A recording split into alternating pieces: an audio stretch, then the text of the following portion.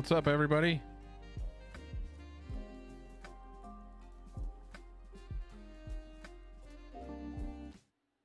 How's everyone doing tonight? Good? Hopefully you're having a good Monday. I guess it's not Monday, it's Wednesday. Oh my gosh, that's how my week's going.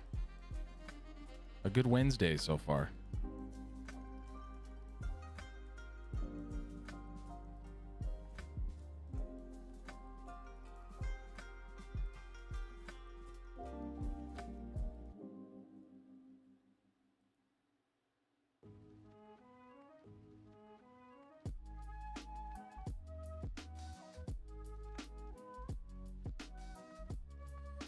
On the docket for tonight, we are going to be jumping into ZBrush.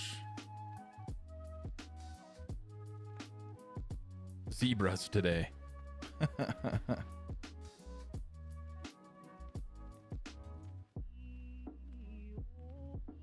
So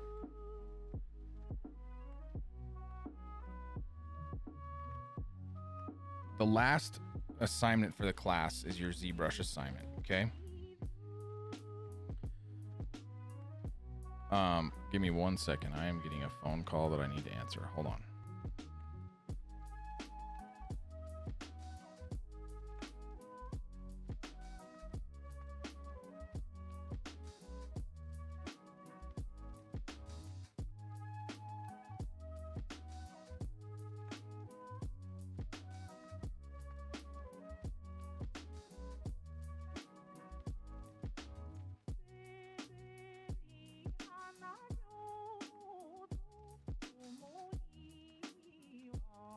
Okay, sorry. So let's take a look at this real quick. Hello. Not great. ZBrush freezes when you open it. Oh, I'm sorry. Let's see. The UVs are bothering you a bit, but you've designed the color. Okay.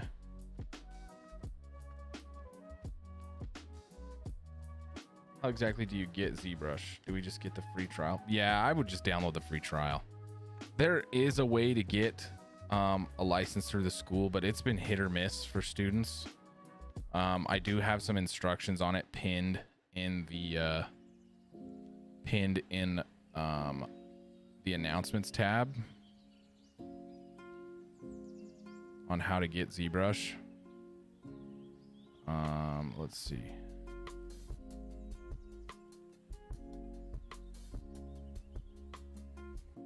It's right here for ZBrush access, but this has been hit or miss for some students. So I've found the most successful way for people to do it is to just go in and download the free trial. That's been the most successful for students.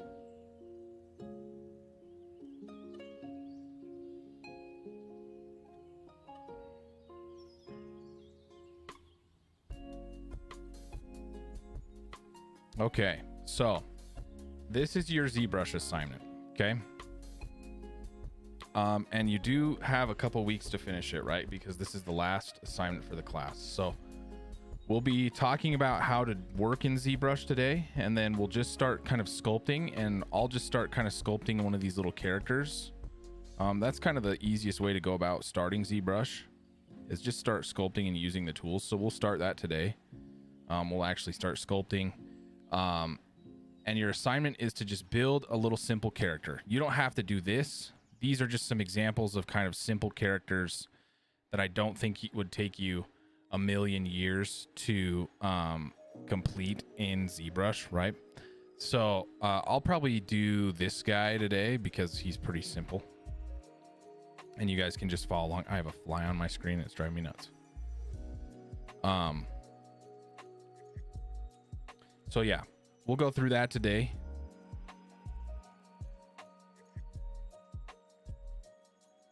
I'm glad you found it. Yeah, I would just download the free trial. I think it's the easiest way to go about getting it.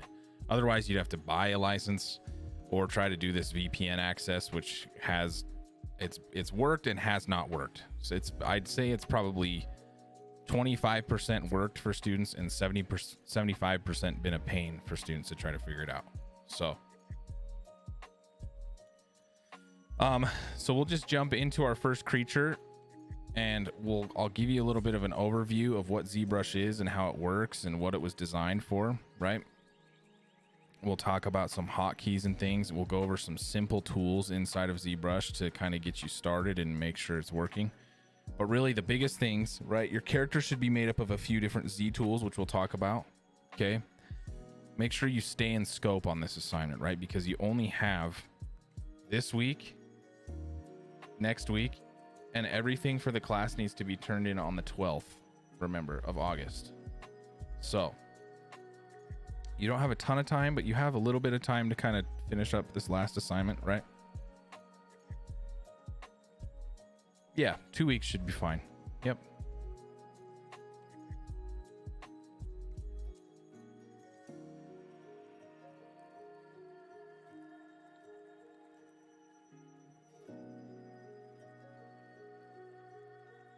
Yep, 2 weeks should be plenty.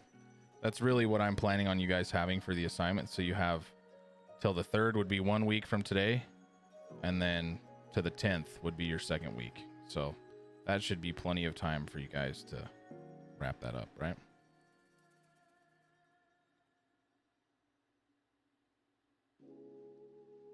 Since you got to have everything on the 12th. So if you start that free trial today, you should have it till the 10th. The last day of class is technically next week, so that gives you another week after the last day of class. So that should be plenty for you to get it turned in. If not, you could always create another email and get another 14 days or whatever. But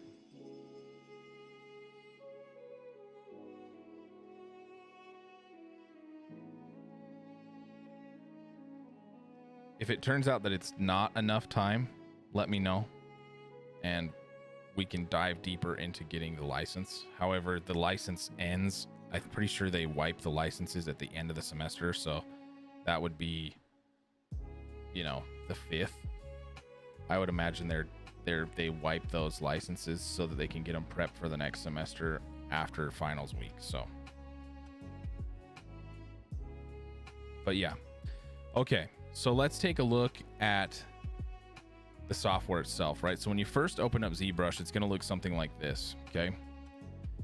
And I'm going to shrink my face a little bit and get it out of the way so you guys can see what's going on.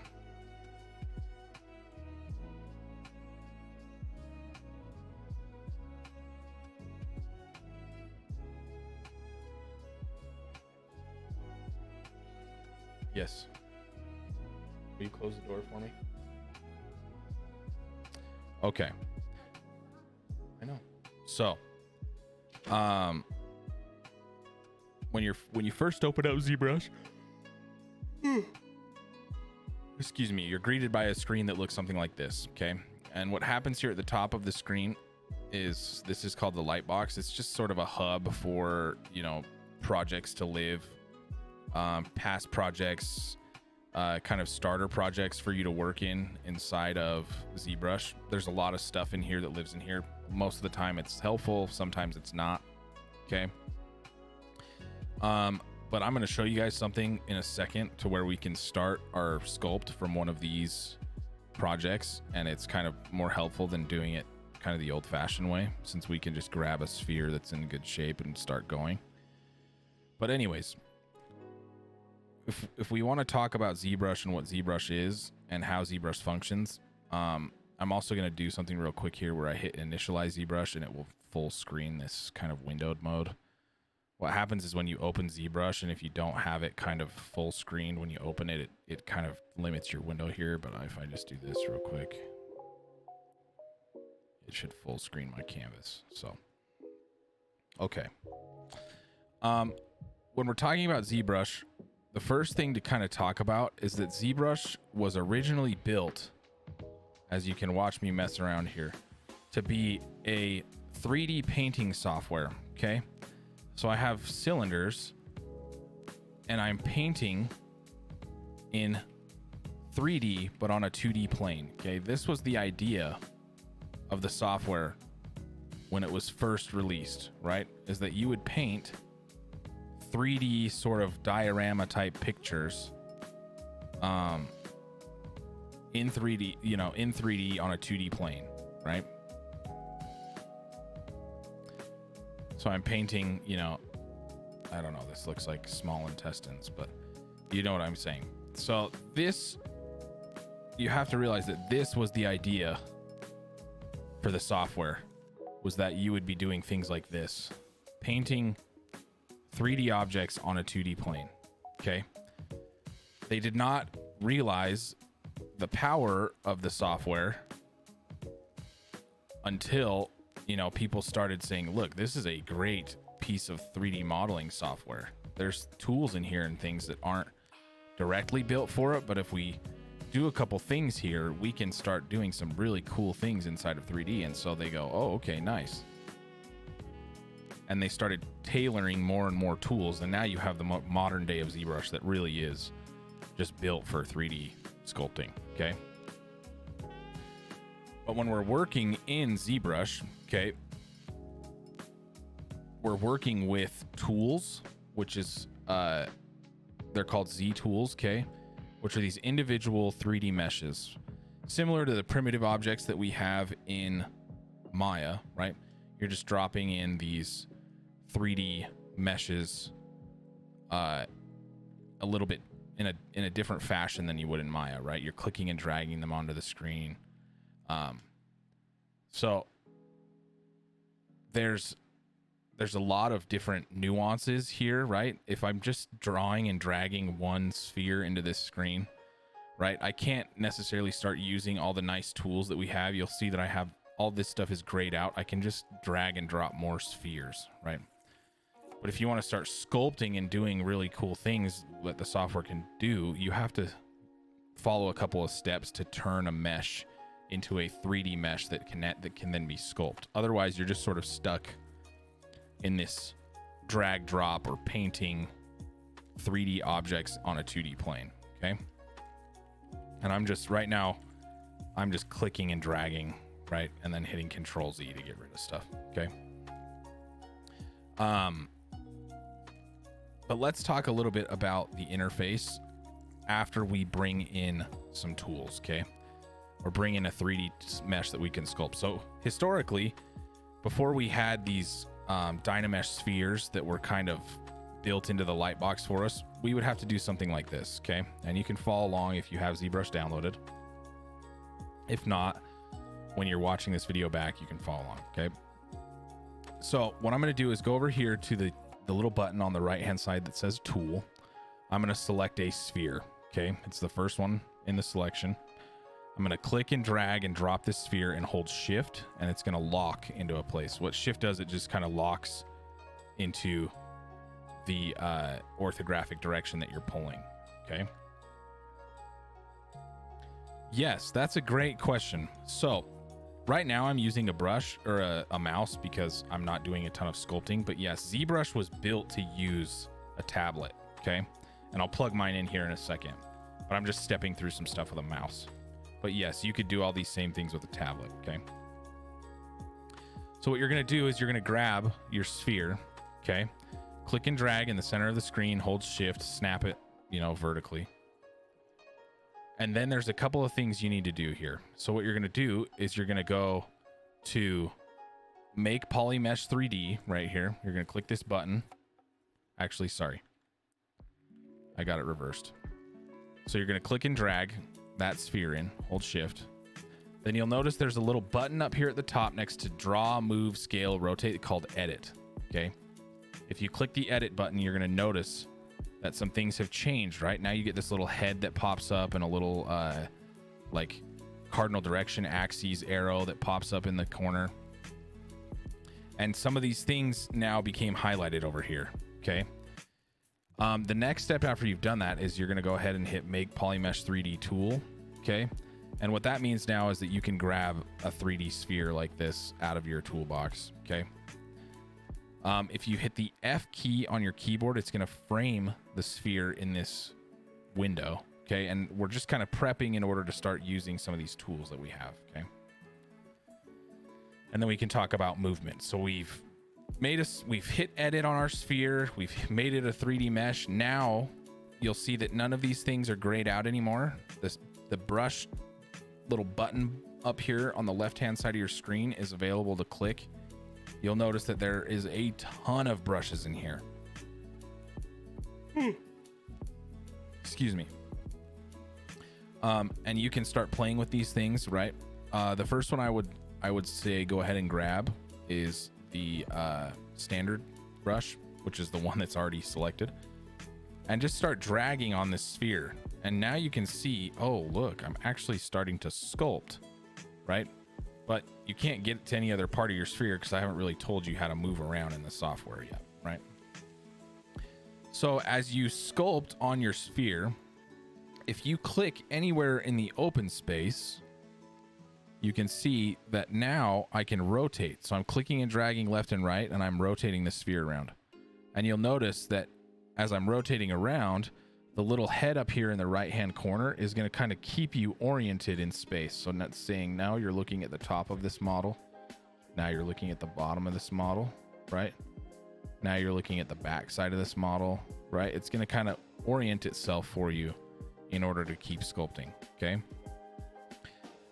So now that's kind of an interesting way to move around. The next thing that you can do is hold Alt and click in the open space. And that's going to allow you to pan your object around, right? So now I'm panning left and right. And the next one's a little bit odd. You can hit Alt and let go of Alt and click in the open space and scrub back and forth, and that will allow you to zoom in and out. Or I think it's Alt Control. Which one is it? Alt left click, right click. Yeah. Okay. So there's a couple different ways to go about doing this for zooming purposes. Okay. So we're clicking in the open space. We're rotating around. We're hitting Alt. We're clicking in the open space. We're panning around. Now, the default kind of hotkey is Control Alt and then right click, and you can zoom. So Control Alt right click and it will let you zoom. Or alternatively, you can do the other way and do Alt, hold Alt, click in the open space, let go of Alt, and then it will let you scrub. It's a really weird kind of zooming tool, but when you have a tablet plugged in, I can show you kind of how it works.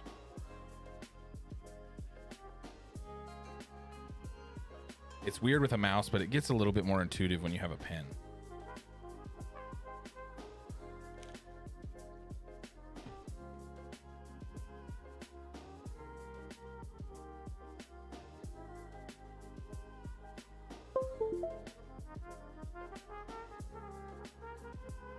So if you have your pen in here, okay, you just Alt tap your pen down, let go of Alt, and then you can scrub. Or alternatively, Control Alt, and then you can click. I have my pen button set to right click, so that works for me. It is a weird hotkey. Okay, so when you're rotating around, if you wanted to orient yourself back in a cardinal position, right? Front, top, bottom, left, right, back, right? What you can do is start rotating in the direction and then hold Shift and let go, right? So you're rotating and holding Shift and it will snap, right? So if I'm turning to the left and want to go to the left side, I can snap. If I want to go to the right side, I can snap, right? Like this. If I want to go back to the front, I can snap. I'm going to actually sculpt something in here real quick so we can orient ourselves a little bit better.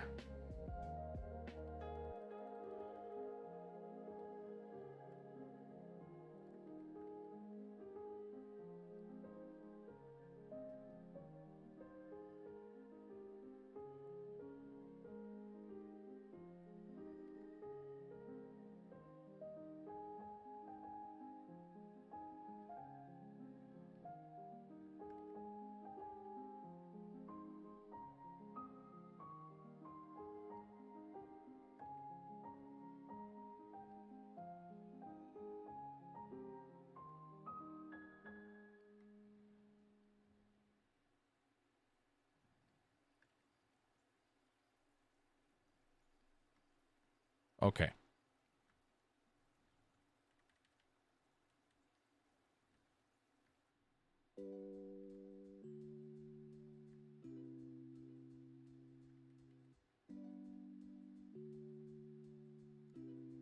So now we can kind of see around this space, right?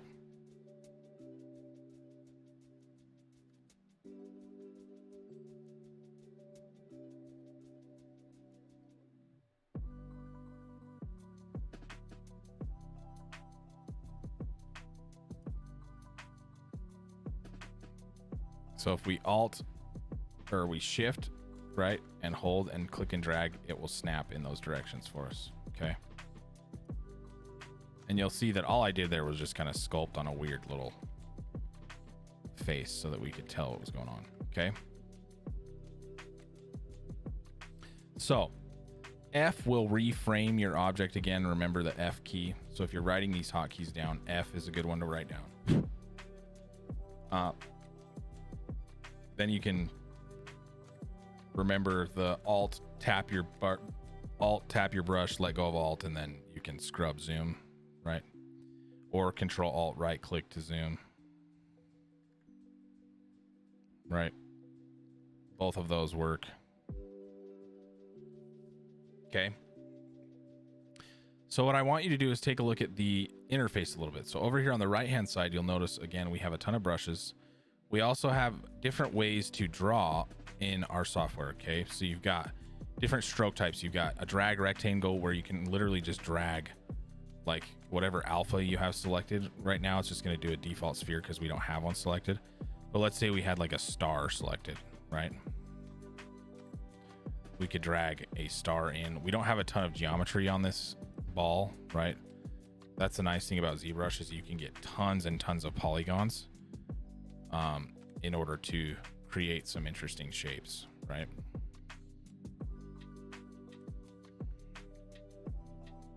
So as we go about doing this, we may end up using some of those a little bit more. Like in the past, I've used a circle like this with a big intensity and a drag rectangle like that to carve out a mouth really quick because it's kind of convenient.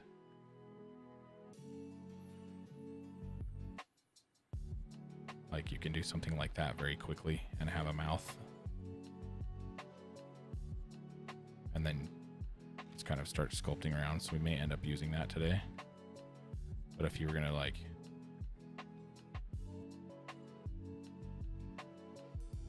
quickly do, you know,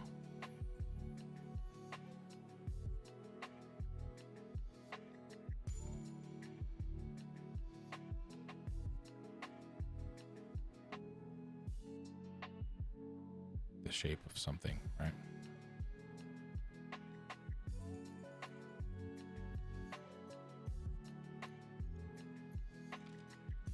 Okay. So drag rectangle. The next one you've got is dots, where it's gonna do a kind of stroke in dots of the alpha you have selected, right? When you don't have one on, it's just kind of a default sphere. Okay. You also have freehand, which is very similar to the dots. It's just a little bit cleaner in the freehand sculpting. My intensity is really high right now, which you can also think of as almost like your alpha in a sense, like how much it's going to sculpt the thing that you're trying to sculpt. Okay. So you can play with that intensity as you're messing around with some of these brushes. You have like spray as well, which is a little interesting. Like if you were to spray the thing on there, it works better in different situations. Let's say you have like a big sphere and you're trying to spray a certain texture onto your object. You can do that. You could also use it to like do insets on certain areas.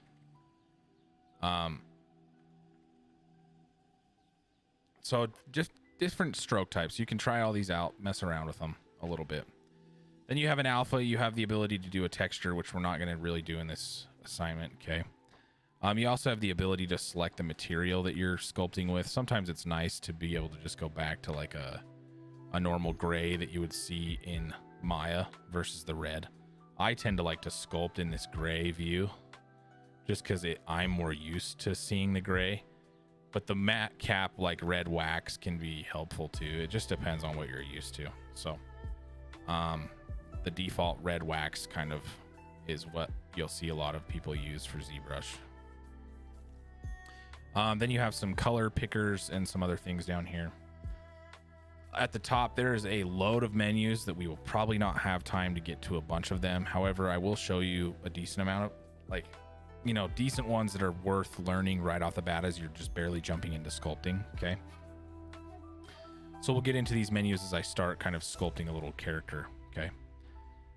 Below that, these are buttons that you're really going to want to know. Okay. So the nice thing inside of ZBrush is that your hotkeys are very similar to that of Maya. So you have W for move, E for scale, and R for rotate, and they work very similar. You'll see that you get a nice anchor that kind of pops up in a way that pops up in Maya, so you can scale, you can do all those things that you could do inside of in Maya inside of ZBrush. So you should be fairly used to these, right? Scaling, moving, rotating, right? They all function very, very similar to the way that they function inside of Maya. Okay.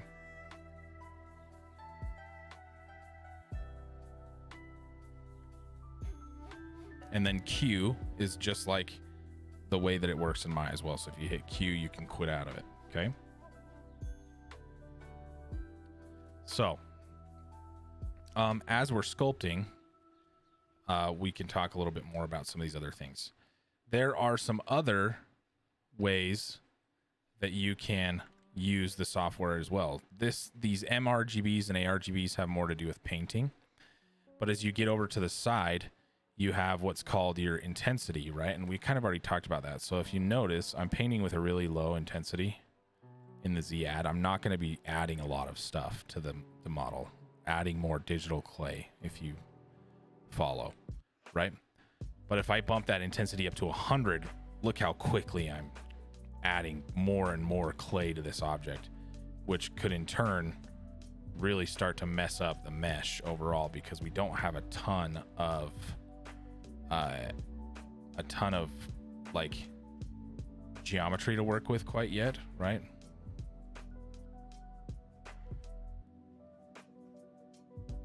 So it can be a little detrimental at first, but as you start painting with that, you learn pretty quickly the intensities and how much they affect what you're working on, right?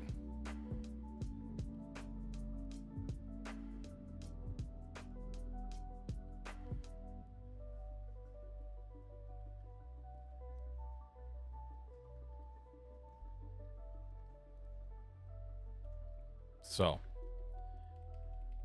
mess around with the intensity, figure out how that feels and works, right? I wouldn't say I have like a specific amount I kind of stick around. I just use it for the application, right? If I don't need as much clay, I'll turn the intensity down. If I need more, I need the brush to do more of what it's doing, then I'll turn the intensity up, right? The next two things that are nice that are hotkeys are the fact that your brush scaling tool is the same as it is in Photoshop.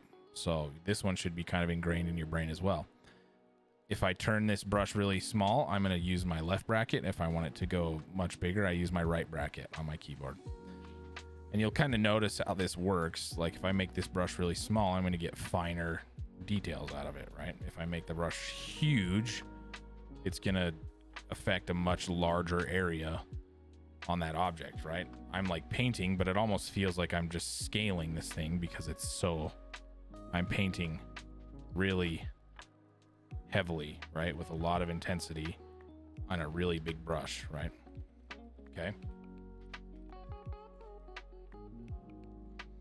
So get used to that and how that works. As I flip my little sphere back here.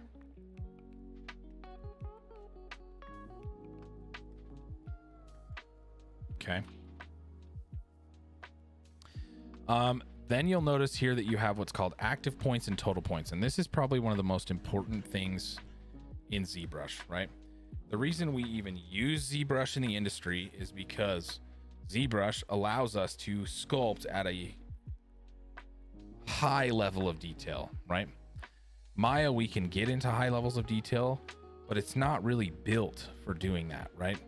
ZBrush is built to bump these polygons up to just astronomical numbers so that you can sculpt in super fine detail. Okay, so you'll notice right now that I'm only at 8,000 total points right now, and so if I try to paint on this, it's going to be a little pixelated, right? Because I don't have a ton of geometry here on this object. Okay, but over here on the right hand side, there are ways to start increasing that geometry. And if you click on the little geometry piece of text here, a menu is going to open up. And there's lots of menus over here on the right hand side.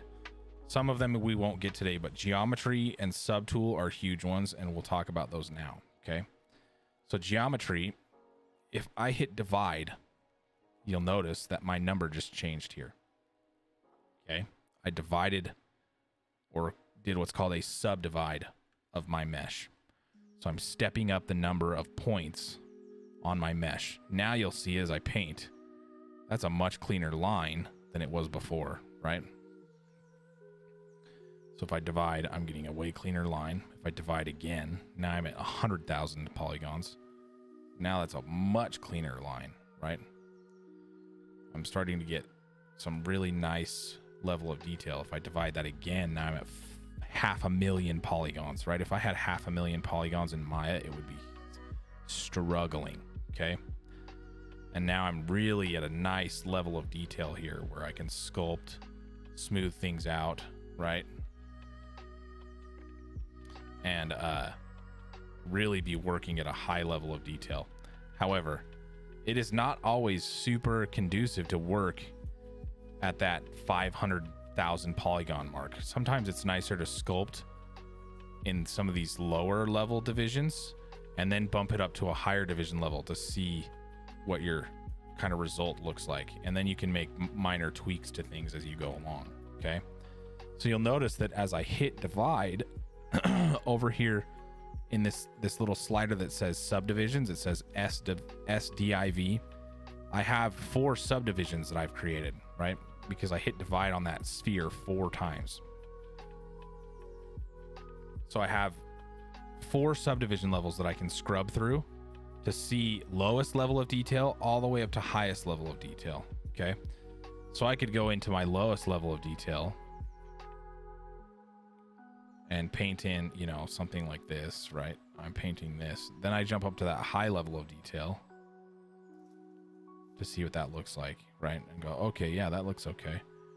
And I could do vice versa. I could sculpt something in here, see how that looks, right?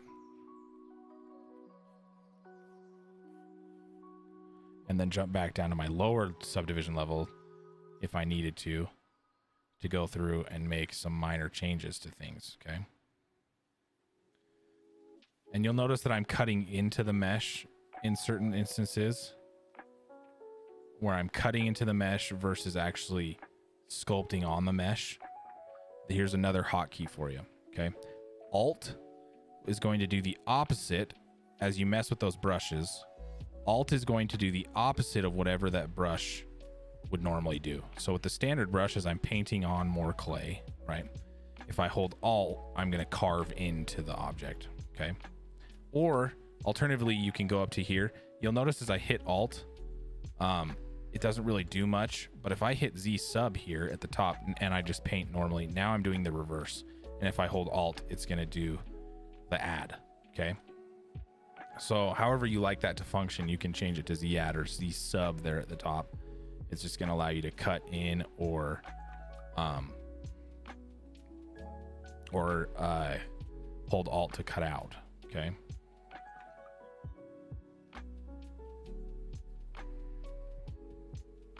So here's another hotkey, okay, as we start sculpting, right? If I hold shift, you'll notice that I'm able to kind of smooth. So if I paint a big long kind of piece of clay here and hold shift, now I have the ability to smooth out something I just did, which gives me a really nice ability to add detail and kind of take it away as I please, right? So I can say, all right, well, maybe I want the nose to look something like this. So I can build up some clay like this, and then I can smooth it down to make it look a little nicer, right? I could come in here and carve my holes for my nostrils, right? Or I could come back through, smooth some of this out, add some detail back in, right? In order to make things make a little bit more sense, right?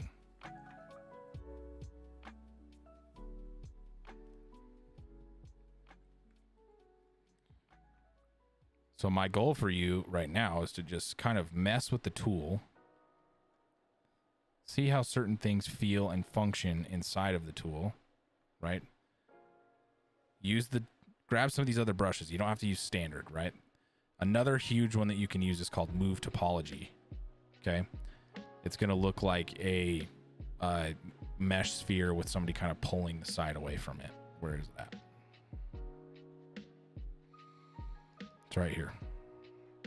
Okay. And this is a super helpful tool because this one, if you'll notice, it just lets me pull the clay. So now you're really into the realm, right? Before you were just kind of painting on this sphere. Now you're almost, you know, you're using real digital clay because I'm pulling and pushing parts of this stuff around, right? I'm really in that realm of actually sculpting, like I'm sitting with a piece of live clay, right? Okay. So you can do that from a sphere. We started with a sphere, right? We made it a 3D mesh. We pressed edit on that sphere. What I'd like to do now is show you that you don't have to do it that way if you want to just start jumping in here and jumping into sculpting really quickly, right? What you can do is go to the light box when ZBrush first opens, and you can grab a low division Dynamesh sphere. So you can just double click this center one right here. I'm not going to save my changes. And what's going to happen is it's going to pull you into a screen that looks like this with a sphere that's already in perfectly nice quad polygons, which is super nice too. If you remember our discussion from a couple weeks ago when we're talking about using polygons. The problem with using the classic default sphere tool inside of ZBrush is that if I want to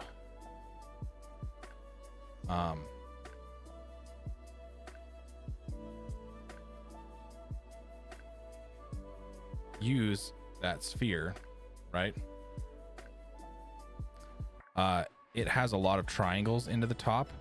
And so when you start doing subdivisions, you get a weird pinch point here at the top of this sphere. If you use that Dynamesh sphere, this kind of quad polygon sphere, you get a much nicer point. Okay. So let's reload this up so you guys can see. So I'm going to double click this one in the light box. No, I'm not going to save my changes. Okay, so we get a much nicer top to our sphere. We get a much cleaner object overall to start sculpting with, okay? And you can see those lines just by clicking over here on the right-hand side of the viewport. It's just the line fill right here, so you can turn that on and off just to see kind of as you go, okay? What I'd like you to do now is just kind of start sculpting. Next week, I'll do, you know, a more in-depth sculpt, but I'm going to kind of go through and talk to you about how I'm moving things around, which tools I'm using. We'll talk about some of these menus over here on the side, but I'm going to go ahead and try to do this little guy and sculpt this little guy right here. Okay. There's a couple different ways you could go about doing this. You can add images into ZBrush if you want. Or you could half ZBrush like this and, you know, move your window around.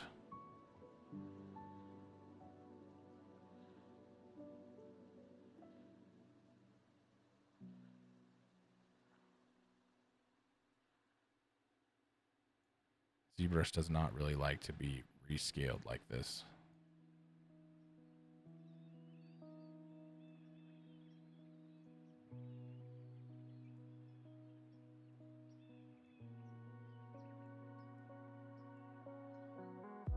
So you could do something of this sort where you have, you know, you have your little reference over here on one side. And you have ZBrush over here, half your screen or something, and you sculpt like this and look. You could drop an image into ZBrush, and I'll show you how to do that next time. But for today, just do something along the lines of this, or if you have two monitors, just have it up on your other monitor. I don't want to throw too many things at you today since you're trying to learn how to move around and do all that stuff too. But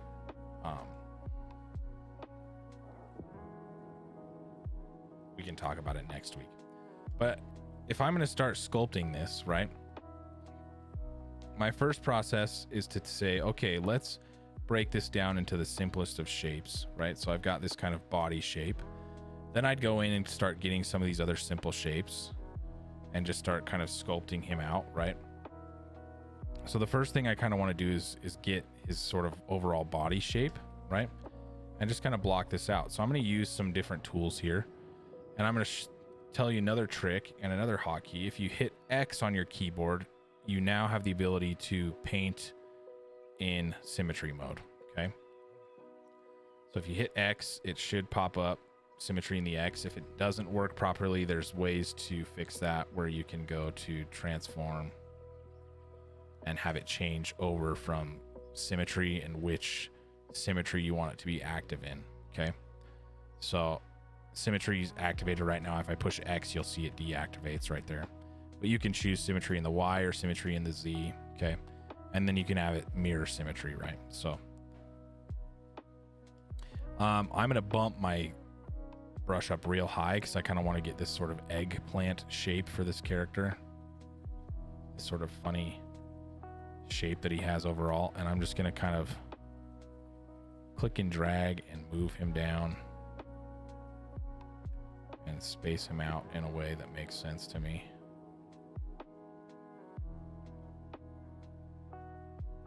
And if I need to, I could turn the symmetry in the Y on too, like this. So I could go to Y now, or Z. Sorry, it's not Y, it's Z.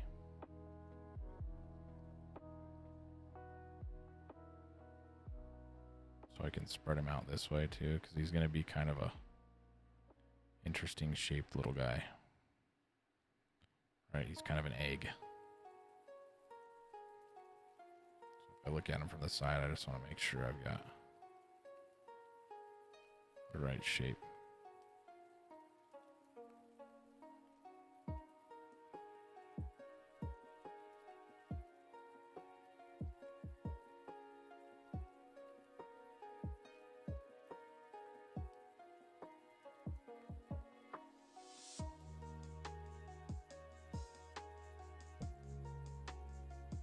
Now I'm back in my front view.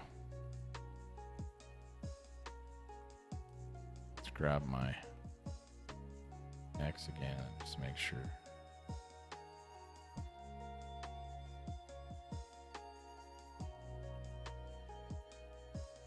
Might have messed him up a little bit, so I could come back here and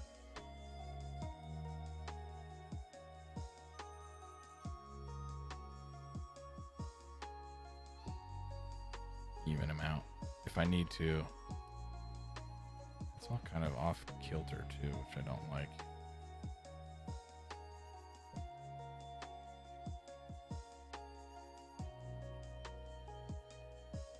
Maybe I'll restart this real fast.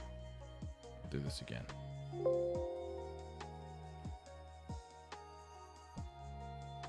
Okay, so now I've got my sphere here. Sometimes it's nice if you turn off this perspective,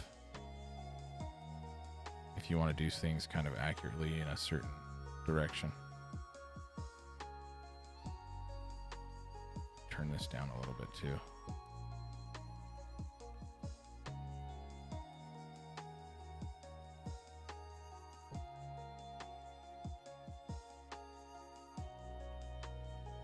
Here's my little kind of eggplant shaped dude. I go here. Go to this side.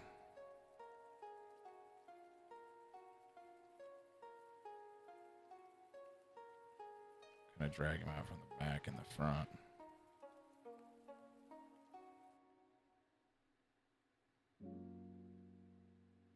If I need to, I can kind of smooth it a little bit too by holding Shift.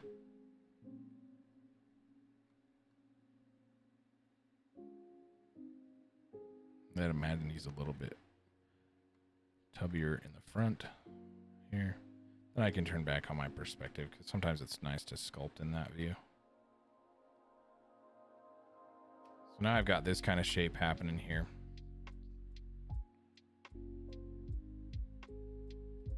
Okay. Then what I can do is if I want, I can start dragging in some other shapes to kind of block this character out, right? So in order to do so, it's not really the same as doing it in Maya.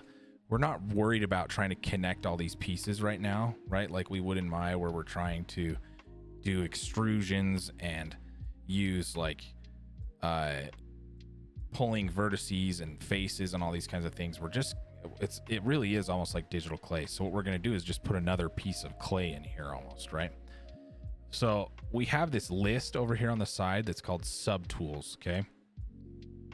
Over here on the side, you have this subtool list. And what you can do to add another piece in here that you can then sculpt on, there's a button down here that's called append, okay? And if I hit append, you'll see this little list pops up. And a little list is going to pop up with a sphere 3D, a plane 3D, a cylindrical thing 3D, okay? We could do that. However, I mean, there's definitely multiple different ways you could go about adding more. You could duplicate this one and shrink and scale it and re-sculpt it. You could append this, one of these spheres, another sphere in here, and dynamesh that sphere so it gets to be this nice shape like this. Dynamesh is just going to go ahead and remesh the object to be in better polygons than the original like primitive shape was, right? So when we started this sculpt, we started with a dynamesh sphere, right? Versus the normal default sphere that's in ZBrush. So I can go ahead and show you guys how to do that. So if I hit append and throw in another sphere like we did before, now you'll see I've got another sphere in here. If I hit move, I can move that object. Make sure you have the right thing selected though. So click this one over in your subtool list. It's going to highlight itself. Then I can move this one over here. I could shrink it down and scale it. Kind of make it the shape of that arm that I've got going on, right?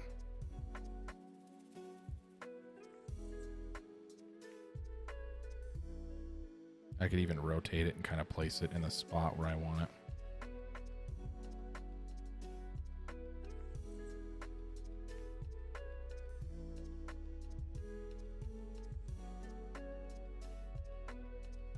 So when you're moving these things around, you'll notice that when I rotated that object, it's rotating in kind of world space. If I wanted to then take this object and move it in without having to kind of move it in and down, right? Kind of how it is right now. I can undo the lock, which unlocks the rotation, and then I can reset the orientation and then relock it. And that allows me to just kind of move it in and out like this now. I mean, I can move that arm wherever I feel like it belongs. Sometimes it's nice to turn off the perspective so you can try to find the middle here.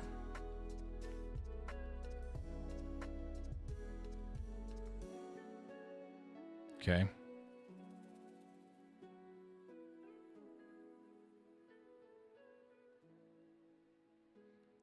So now I've got my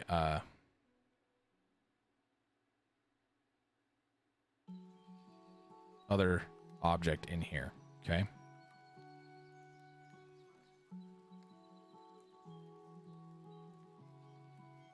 And I don't want to have transparency on, so I can just turn that off.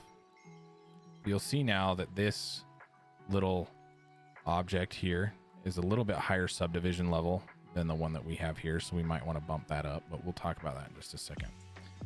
So I'm just going to try to get this arm into a spot that looks like my reference, right?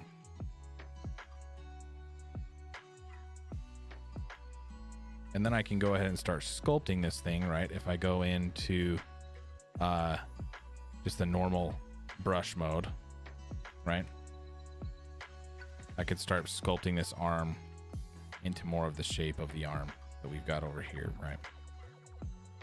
So I could bump up my brush size with my bracket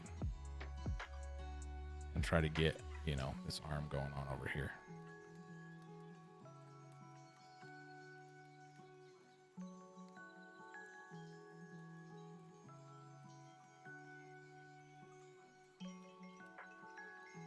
I can hold shift to smooth things out, right?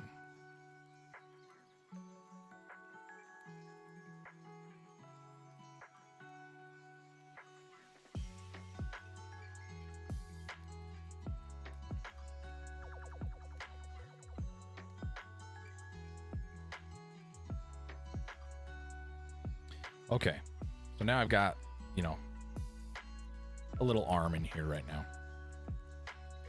The next thing we could do is try to get a foot, or we could duplicate the arm and do it on the other side.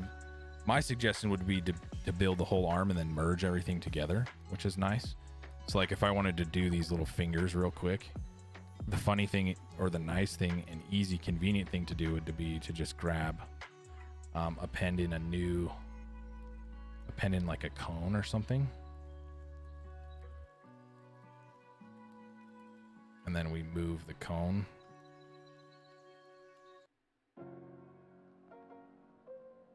These little eye markers over here on the right hand side will turn on and off each object so you can see them.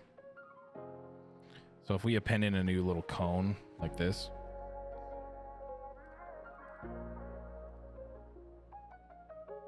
we could scale it down. We could also subdivide it. So if we go to geometry, we could bump up its subdivisions to make it a little bit smoother.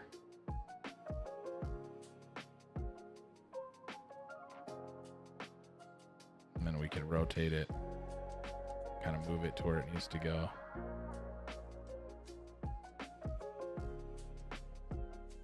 Over here on the hand.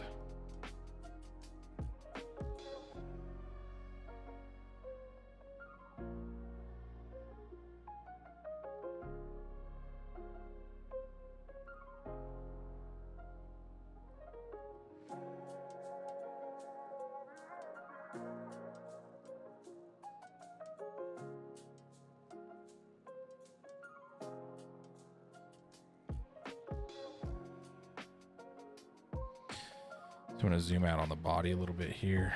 Just kind of see how that looks right there.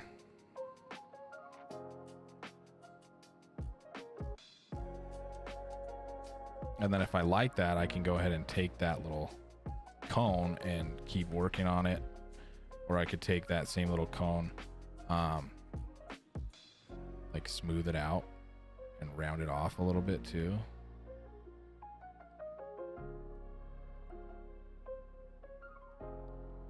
Even jump up a sub